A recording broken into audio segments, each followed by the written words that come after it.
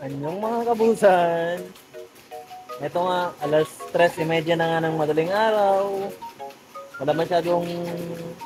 Eto, meron akong binabantayan. Isa, dalawa. Meron akong 7 na makina na binabantayan. Ito, board. Board na board. Wala. Depende lang talaga tayo sa gawa ng makina. Kapag nakapaglinis ka naman na, eto, pa ganito ka na lang.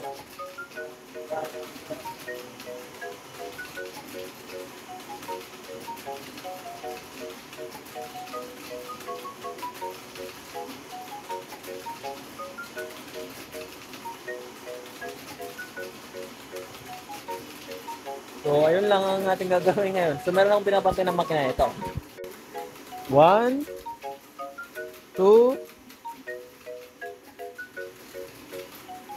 3, 4, 5, 6. Katatapos nga lang pala yung isa dito. Kaya 6 na lang.